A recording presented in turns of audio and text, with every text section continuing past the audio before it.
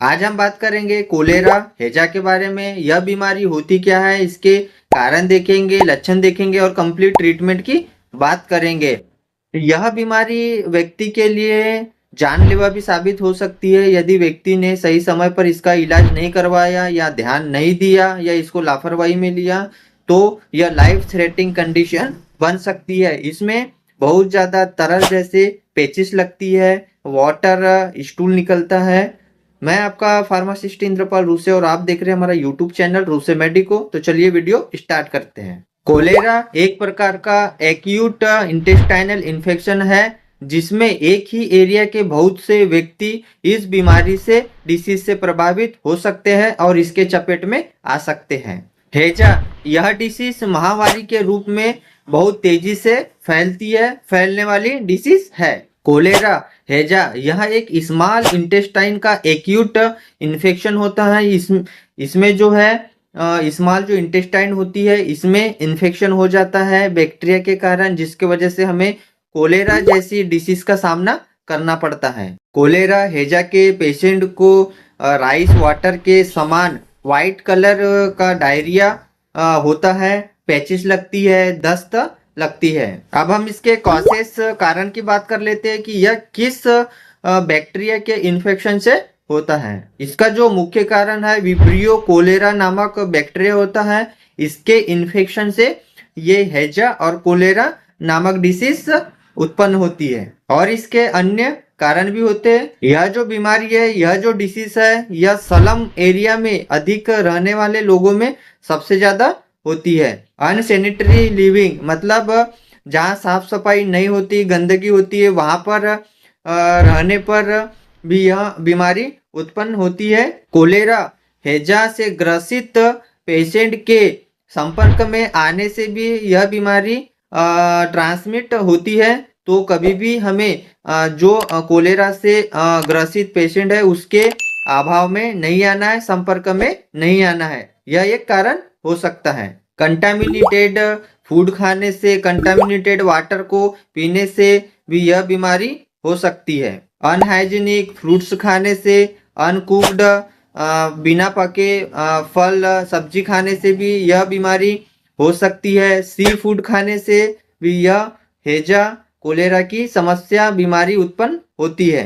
ज्यादा से ज्यादा अपने आसपास साफ सफाई रखना जरूरी होता है और साफ सुथरे फ्रूट्स फल खाना जरूरी होता है और जो खाना है उसे पकाकर ही खाना चाहिए। अब हम इसके सिम्टम्स और लक्षण की बात कर लेते हैं कि हैजा कोलेरा को कैसे पहचाने कि हम इससे प्रभावित हुए हैं या ग्रस्त हुए हैं। राइस वाटर के समान डायरिया, दस्त लगना, एकदम पतली सफेद पानी जैसे दस्त लगना, यह एक लक्षण होता है। नौसिया, वोमिटिंग, उल्टी आना, चक्कर आना, जी मचलाना, यह एक लक्षण होता है। शरीर में डिहाइड्रेशन होना, पानी की कमी होना, ढीला लगना, यूरिन का आउटपुट कम हो जाता है, पेशाब बिल्कुल नहीं लगती, इलेक्ट्रोलाइट बहुत ज्यादा कम हो जाते हैं जिसके वजह से पेशेंट के मसल्स में ऐंठन जैसे लगता है, ऐंठन होने लगती है। पेशेंट का ब्लड प्रेशर बहुत ज्यादा कम हो जाता है, यह एक लक्षण होता है।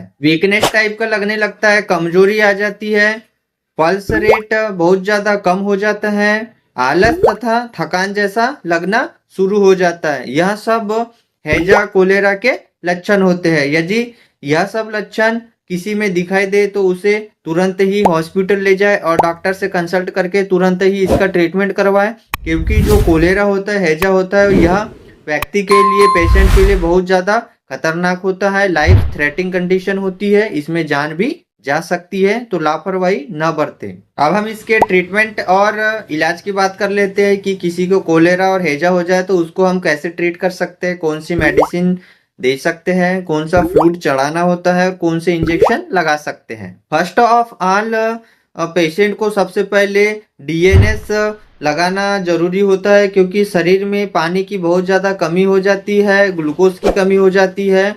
तो आप मरीज को 6 से 7 लीटर एक दिन में डीएनएस लगाना होता है। आवश्यकता अनुसार लगा सकते हैं। डीएनएस में आप एमयूआई का इंजेक्शन डाल सकते हैं, एसीलॉग भी डालना होता है। इसके साथ में आप CB12 भी डाल सकते हैं ताकि जो पेशेंट में कमजोरी है वह दूर हो सके।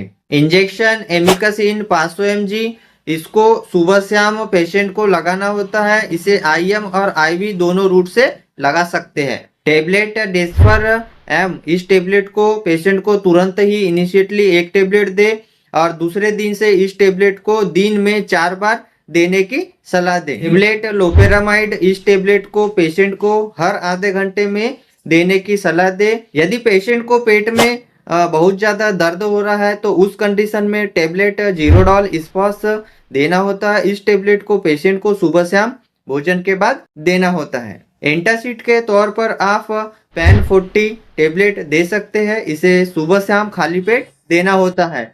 यदि पेशेंट को वोमिटिंग हो रही है, वोमिटिंग रुक नहीं रही है, तो उस कंडीशन में आप जोफर MD टेबलेट दे सकते हैं। इसे भी खाली पेट देना होता है। अब इसके कुछ इंट्रैक्शन देख लेते हैं कि कोलेरा हैजा के पेशेंट को क्या देना चाहिए, क्या नहीं देना चाहिए, क्या करना चाहिए।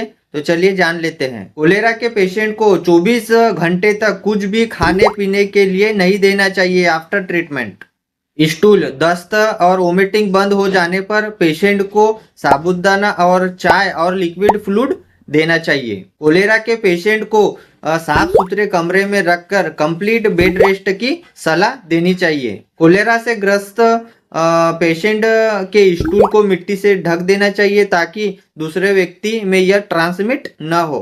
और सबसे विशेष बात कि पेशेंट के शरीर में पानी की कमी न होने देना है, फ्लूइड्स की कमी नहीं होने देना है। इसलिए पेशेंट को ORSL का जूस आता है, इस जूस को 2-2 घंटे में पेशेंट को देते रहना चाहिए ताकि जो इलेक्ट्रोलाइट की कमी है वो पूरी हो सके। और चैनल पर नए हैं तो चैनल को सब्सक्राइब करना न भूले। वीडियो अच्छा लगा तो वीडियो को लाइक करें, शेयर करें और कमेंट करें। वीडियो को ज्यादा से ज्यादा शेयर करें क्योंकि कोलेरा हैजा बहुत ही खतरनाक बीमारी है। इसमें व्यक्ति की जान भी जा सकती है। थैंक यू, मिलते हैं नेक्स्ट वीडियो में।